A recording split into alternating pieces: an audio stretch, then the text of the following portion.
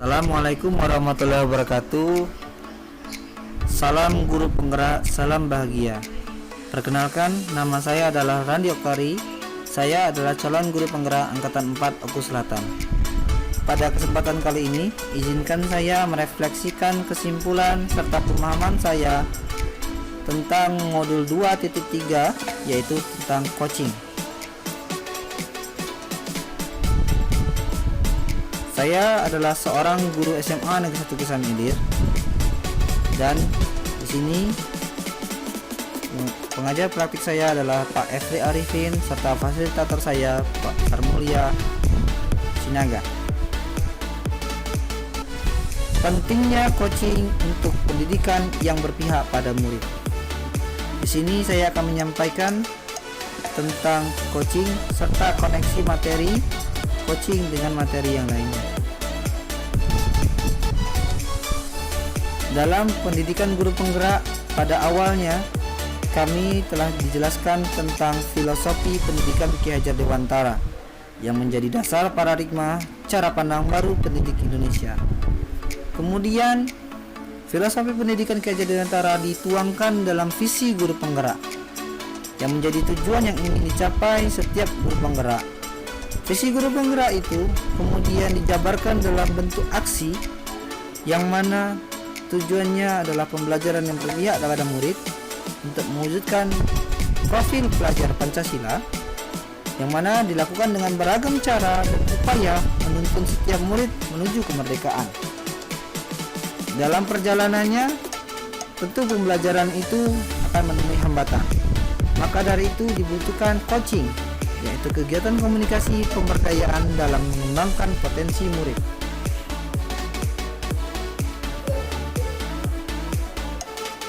Seperti yang saya katakan sebelumnya, filosofi pendidikan sangat berkaitan dengan coaching ini. Karena menurut Ki Hajar Dewantara, pendidikan adalah tuntunan di dalam hidup tumbuhnya anak-anak. Adapun tujuannya adalah menuntun segala kodrat yang ada pada anak-anak itu agar mereka sebagai manusia dan anggota masyarakat dapat mencapai kebahagiaan dan keselamatan yang setinggi-tingginya. Maka dari itu, kata kunci tuntunan sesuai dengan apa yang diharapkan dalam coaching. Kemudian, filosofi pendidikan Ki Hajar Dewantara itu dituangkan dalam visi guru penggerak, yang mana seorang guru penggerak harus memiliki visi sebagai pelopor gerakan perubahan pendidikan Indonesia dengan cara berperan sebagai pemimpin pembelajaran, menggerakkan komunitas praktisi, memberdayakan dan mewujudkan kepemimpinan murid, mendorong kolaborasi antar guru dalam meningkatkan kualitas pembelajaran, dan menjadi coach bagi guru lainnya. Meskipun dalam perannya, coach itu tersirat dalam poin nomor 5, namun secara tersirat, coach juga bisa dilakukan kepada murid, orang tua, maupun yang lainnya. Visi guru penggerak tadi dijabarkan dalam bentuk rencana aksi dalam pembelajaran dengan tujuan untuk mewujudkan filosofi pendidikan Pancasila, pendidikan Ki Hajar Dewantara, yang mana pembelajaran yang berpihak pada murid. Terdapat dua pembelajaran yang berpihak pada murid dan disokong oleh coaching sebagai support. Yang pertama, seorang guru penggerak harus memahami bahwa dalam kelas kebutuhan murid itu berbeda-beda sesuai dengan profil belajar, gaya belajarnya, minat, serta kesiapan belajar. Maka dari itu, seorang guru penggerak harus membuat serangkaian keputusan masuk akal yang dibuat oleh guru dengan berorientasi kepada kebutuhan murid tersebut. Itulah yang disebut dengan pembelajaran berdiferensiasi. Dalam aksinya, pembelajaran berdiferensiasi terdapat 3 jenis diferensiasi. Yang pertama, diferensiasi konten, diferensiasi proses, yang terakhir diferensiasi produk, atau kombinasi antara ketiganya. Selain menerapkan pembelajaran berdiferensiasi dalam rangka memenuhi kebutuhan murid, juga harus mengintegrasikan nilai sosial dan emosional, yang mana pembelajaran sosial emosional ini memungkinkan anak dan orang dewasa di sekolah memperoleh dan menerapkan pengetahuan, keterampilan, dan sikap positif mengenai aspek sosial dan emosional. Kemudian keduanya disokong oleh coaching, yang mana dalam pembelajaran tersebut harus memiliki coaching sebagai sebuah komunikasi pemberdayaan yang bertujuan membantu coachee mengembangkan potensi yang dimilikinya dan mencari solusi atas permasalahannya sendiri. Sekarang kita masuk kepada coaching. Apa itu coaching? Coaching adalah sebuah proses kolaborasi yang berfokus pada solusi, berorientasi pada hasil, dan sistematis, di mana coach memfasilitasi peningkatan atas performa kerja, pengalaman hidup, pembelajaran diri, dan pertumbuhan pribadi dari coach. Menurut Grant tahun 1999, coaching memiliki peran yang sangat penting karena dapat digunakan untuk menggali potensi murid sekaligus mengembangkannya dengan berbagai strategi yang disepakati bersama. Coaching memiliki peran yang sangat penting. Jika proses coaching berhasil dengan baik, masalah-masalah pembelajaran atau masalah eksternal yang mengganggu proses pembelajaran dan dapat menurunkan potensi murid akan dapat diatasi. Mengingat pentingnya proses coaching ini sebagai alat untuk menghasilkan potensi murid, guru hendaknya memiliki keterampilan coaching. Adapun yang harus dimiliki guru sebagai keterampilan dasar atau kompetensi dasar bagi seorang coach yaitu keterampilan membangun dasar proses coaching, keterampilan membangun hubungan baik, berkomunikasi, serta keterampilan memfasilitasi pembelajaran. Pada awalnya, sebelum saya memahami apa itu coaching, saya mengira coaching, mentoring, dan konseling adalah hal yang sama. Namun ternyata ada perbedaan di antara ketiganya, baik dari segi tujuan, hubungan, dan keahlian. Dalam coaching, tujuannya adalah mengarahkan coachee menyelesaikan masalah sendiri dengan potensi dan dirinya dari diri si coachee. Coachee adalah sebutan bagi yang sedang di coaching, bisa murid ataupun guru rekan sejawat. Pada mentoring, tujuannya adalah membagikan pengalamannya si mentor kepada mentee untuk membantunya mengembangkan dirinya. Sedangkan pada konseling, tujuannya adalah membantu konseling untuk memecahkan masalahnya. Dari segi hubungan, pada coaching, kemitraan yang dibangun adalah setara. Coachee hanya penuntun atau pengarah saja. Coachee lah yang membuat keputusan sendiri. Sedangkan pada mentoring, hubungan antara seseorang yang berpengalaman yang memberikan langsung tips kepada mentee atau orang yang sedang dimentori yang kurang berpengalaman. Pada konseling, hubungan antara seorang ahli dengan yang kurang ahli dan konselor bisa langsung memberikan solusinya. Dari segi keahlian, coach bisa saja seorang yang ahli, guru, teman, atau rekan kerja. Sedangkan di mentoring, mentor adalah seseorang yang berpengalaman di bidangnya. Dalam bidang konseling, konselor adalah seseorang yang ahli dalam bidangnya. Kemudian, coaching, pada aspek coaching, saya mempunyai kesimpulan ada 4 aspek coaching yang harus kita ketahui. Yang pertama adalah penyelesaian masalah yang mandiri, yang mana kita sebagai coach hanyalah penuntun. Dalam hal itu, tentu kita harus mempunyai potensi mengeksplorasi potensi dari si coachee. Kemudian kita membangun kemitraan yang setara dan pengambilan keputusan yang bertanggung jawab oleh coachee setelah tuntunan yang kita buat. Dalam melaksanakan coaching, kita harus mengetahui 3 prinsip. Yang pertama, sebuah kemitraan. Yang kedua, komunikasi yang memberdayakan, pemaksimalan potensi. Dalam melaksanakan coaching, kita harus mematuhi aspek komunikasi agar coaching dapat berjalan dengan lancar. Yang pertama adalah kita harus membangun komunikasi yang asertif. Berkomunikasi secara asertif akan membangun kualitas hubungan kita dengan orang lain menjadi lebih positif karena ada pencapaian bersama dan kesepakatan dalam pemahaman dari kedua belah pihak. Beberapa tips singkat yang dapat seseorang coach lakukan adalah menyamakan kata kunci, menyamakan bahasa tubuh, dan menyelaraskan emosi. Kemudian, sebagai coach kita harus menjadi pendengar yang aktif. Seorang coach yang baik akan mendengar lebih banyak dan kurang berbicara. Dalam sesi coaching, kita perlu fokus bahwa pusat komunikasi adalah pada diri coaching, yakni murid kita atau juga rekan sejawat kita. Beberapa teknik mendengarkan aktif diantaranya memberikan perhatian penuh pada lawan bicara, tunjukkan bahwa kita mendengarkan, menanggapi perasaan dengan tepat, memparafrase, serta bertanya secara efektif. Mampu bertanya efektif. Aspek komunikasi yang ketiga adalah bertanya.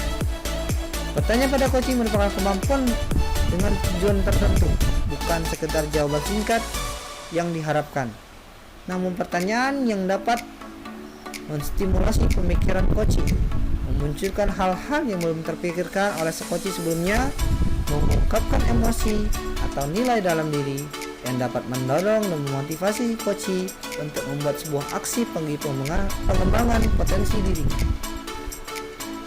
Yang keempat, umpan balik yang positif. Dalam proses coaching, kita harus memberikan umpan balik positif yang bertujuan untuk membangun potensi yang ada pada coaching dan menginspirasi mereka untuk berkarya. Coaching memaknai umpan balik yang disampaikan sebagai refleksi dan pengembangan diri. Sebagai seorang coach, kita perlu memperhatikan mindset ini. Yang pertama, pastikan atau buatlah coaching sebagai pusat perhatian kita. Ketika seorang coach datang kepada kita, fokus kepada dirinya, fokus kepada emosi dan perasaannya dan keadaan saat itu, bukan pada masalahnya, sehingga kita lebih mudah untuk membangun hubungan yang setara, komunikasi yang nyaman, sehingga coach dapat menceritakan hal-hal yang menghambatnya, mengganjalnya dengan baik. Kemudian kita harus bersikap terbuka, namun bukan untuk mengoreksi.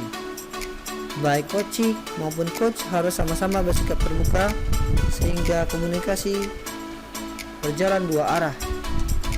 Yang ketiga, menyediakan ruang nyaman tanpa penghakiman. Ketika coach bercerita, tugas kita hanyalah mendengarkan serta menuntun, bukan sebagai hakim yang memutuskan coach salah dan benar atau memberikan solusi. Karena solusi itu diharapkan datang dari coach itu sendiri. Yang keempat, menggali potensi bukan langsung memberi solusi.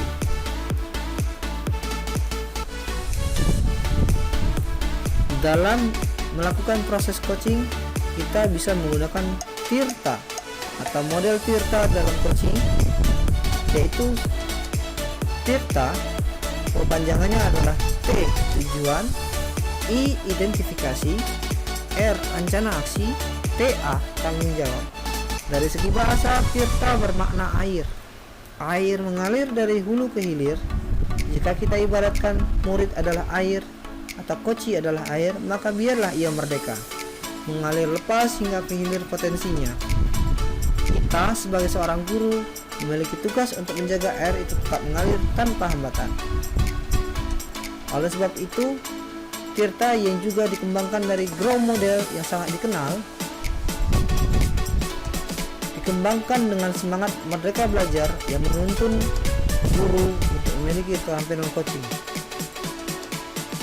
Melalui model TIRTA, guru diharapkan dapat melakukan praktik coaching di komunitas sekolah dengan mudah.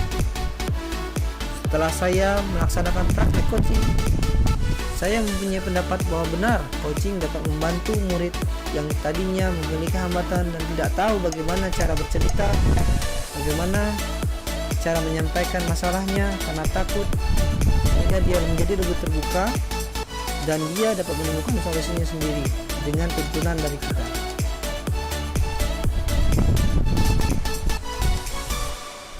Baiklah, akhirnya sebagai refleksi terakhir, saya akan mengkoneksikan antar materi coaching dengan materi-materi sebelumnya.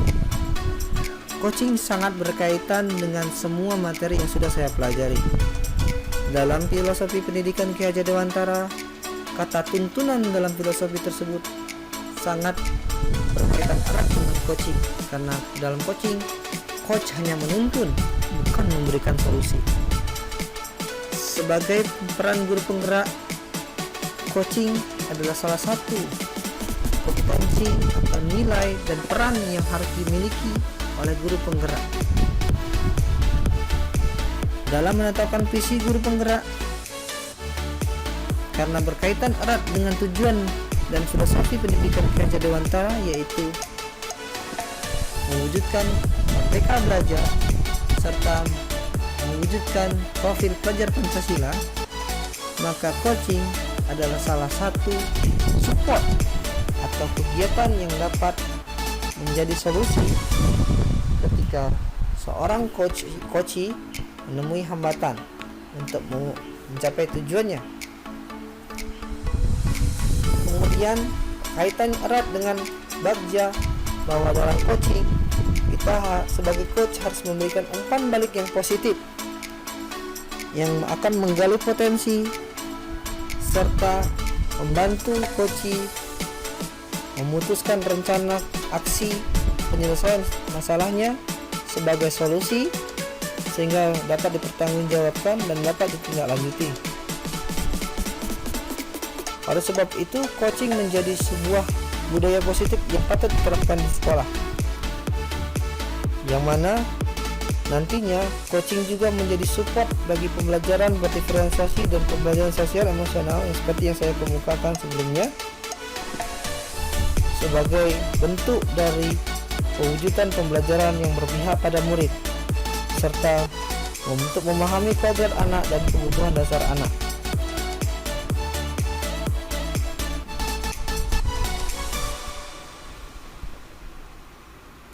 Mungkin itu saja yang bisa saya sampaikan tentang refleksi serta kesimpulan saya tentang materi coaching.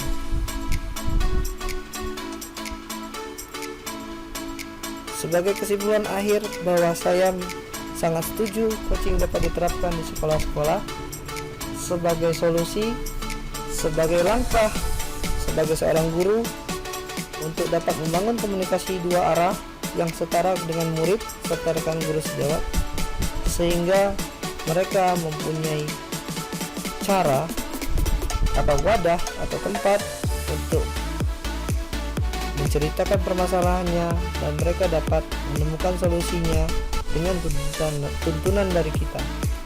Sebagai kata-kata terakhir motivasi, saya ada kata-kata dari Charles de Montesquieu, yaitu kebahagiaan bukanlah tidak adanya masalah, tetapi kemampuan untuk menghadapinya.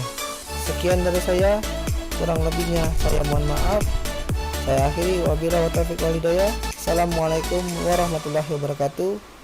Sampai jumpa di video berikutnya. Salam guru penggerak, salam bahagia.